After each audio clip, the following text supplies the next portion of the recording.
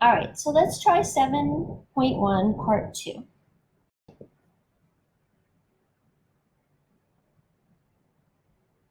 So the tricky part with hypothesis testing is going to be the vocabulary. It's going to be the wording. So we know that we have our null hypothesis. We've been talking about this. And we are either going to reject the null hypothesis or we're going to fail to reject it. We are not going to accept the null hypothesis. Okay. As statisticians, we're not very positive people. No, I'm just kidding. What happens is if we find enough data in our samples to reject the null hypothesis, then we can prove that to the world, right? We found the data that rejects it. But if we're just looking at samples and we can't find a reason to reject it, it doesn't mean that we couldn't find. We might be able to find another sample that could reject the hypothesis. So I know it's a little strange, but that's going to be our wording. We're either going to reject the null hypothesis or we're going to fail to reject the null hypothesis. We are not going to do that with the alternative. We are going to discuss the claim, but that works differently. But those are our two options. So let's take a look here at a coin. So we're looking at a coin, and usually you get heads or tails, right? And most coins are fair. You would expect to get about 50% heads, 50% tails. And so to test your claim, you toss a coin 100 times and you get 49 heads and 51 tails. Well, okay, that sounds pretty good. Um, you don't really have enough evidence um, to reject the claim because that looks pretty good. We probably want to maybe try another 100 times. And so it's possible that it's still unfair and we just didn't hit it right, but it looks pretty good. But now let's say we toss the coin 100 times and we get 21 heads and 79 tails. Okay, that doesn't look right. If we get 21 heads and 79 tails, something's going on with that coin. It should be closer to 50-50. And so I suspect that we could reject the null hypothesis that this is a fair coin. A fair coin would mean that 50% of the time we're going to get heads, 50% we're going to get tails. All right, so that's just one example.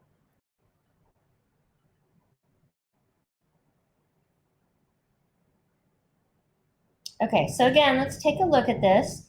The only way to be absolutely certain that our hypothesis is true or false would be to look at the entire population. And we know we just can't do that majority of the time. Sometimes we can, but the majority of the time, there's no way for us to look at the whole population. And so we are going to have to decide to reject the null hypothesis or to fail to reject the null hypothesis based on just a sample. And so we have to accept the fact that we could be wrong.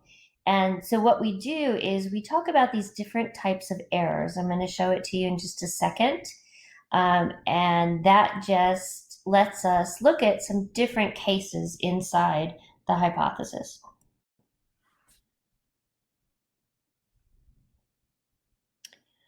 Okay, so with this one, this truth table is on your resource sheet, on your Chapter 7 resource sheet. What we're going to look at is we're going to look at the null hypothesis and whether it's actually true or whether it's actually false. Of course, the only way for us to know that would be to look at the entire population. Then we're going to look at our decision. Did we reject the null hypothesis or did we not reject? So do not reject the null hypothesis. So we have two types of errors. Our type 1 error is when we reject the null hypothesis. So we say it's not true, but in reality, it is true, right? So in reality, it's true, but we reject it and say it's not true. That's our first error. That's the type 1 error. I'm going to show you an example in a minute that's going to make more sense. Our type 2 error is the other way around. The null hypothesis really is false, but we don't reject it. Okay, and so that's the opposite of the type 1. So let's look at an example here.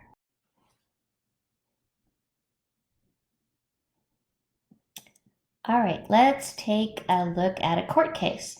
So we have a defendant, let's say it's a murderer, let's make this big.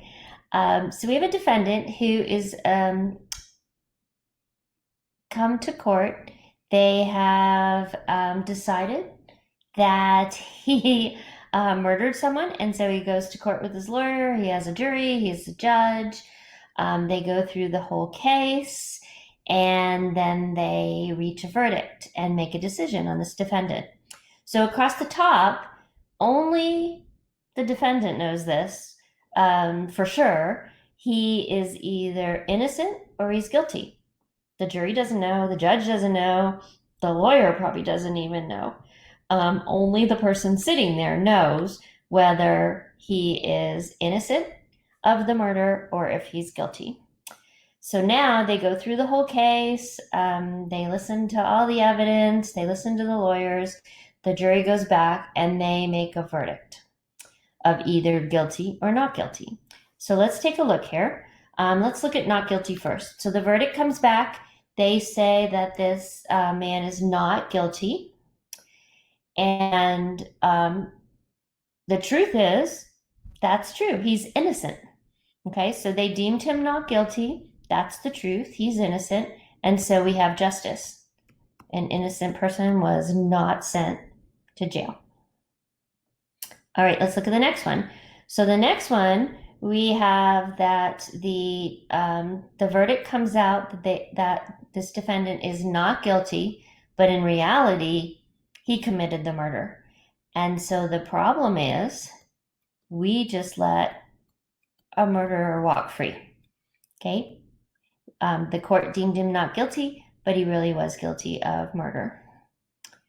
Okay, then let's go to the next one. So the verdict was that he's guilty.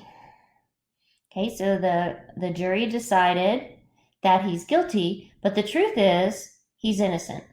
And so this is a type 1 error.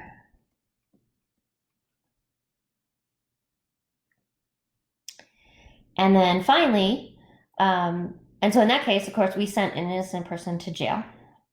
And then finally, the court decides that he's guilty. So the jury decided he was guilty, and he really was guilty. And so that's justice. We put a murderer away. Okay, so that's how these errors work. And so there's a lot of discussion of which is worse. Is it worse to let a murderer walk free, or is it worse to put an innocent person in jail? And so, of course, there's a lot of discussion about all that. Let's try another one.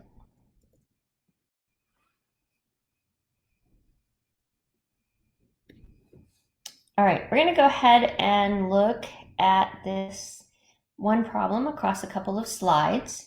So the USDA limit for salmonella contamination for ground beef is 7.5%. A meat inspector reports that the ground beef produced by a company exceeds the USDA limit.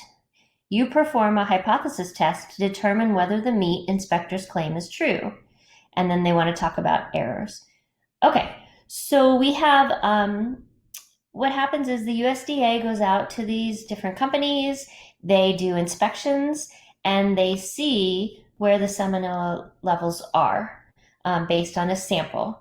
And so in this case, if the sample exceeds the 7.5%, then the meat inspector is going to go back and report that to the USDA. That seems a little high. I don't know if this is real data or not. Okay, so if the proportion is greater than 7.5%, then that's deemed a violation that exceeds, and so that company is going to be reported. So let's take a look. Okay, so we know from part 1 how to set these up.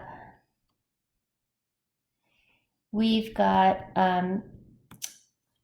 that the proportion is greater than 0.075. And so since it's greater than, it's going to have to sit here. And that means that the null hypothesis would be less than or equal to. Right? So the null hypothesis,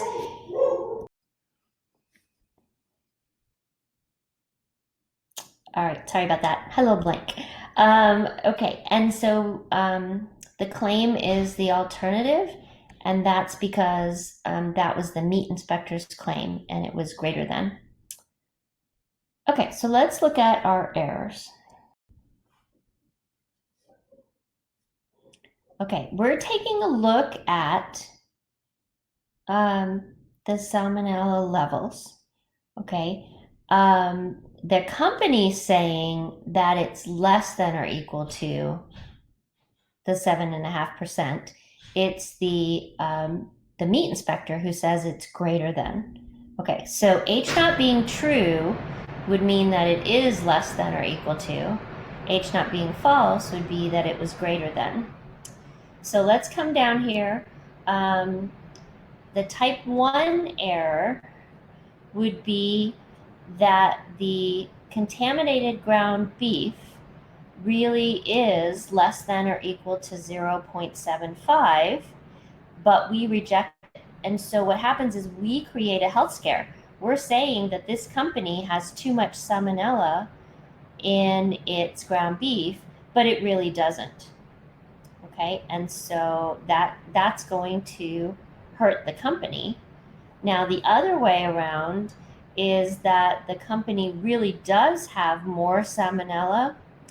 It has greater than the 7.5%, but the inspector does not reject that null hypothesis. In other words, the inspector does not report the company. And so this is a much worse error in this case, because that company is running around with too much salmonella in their ground beef, and they're selling it, and it could cause sickness or even death. And so in this case, the type 2 error would be worse than the type 1. Okay, so in chapter 6, we had confidence level.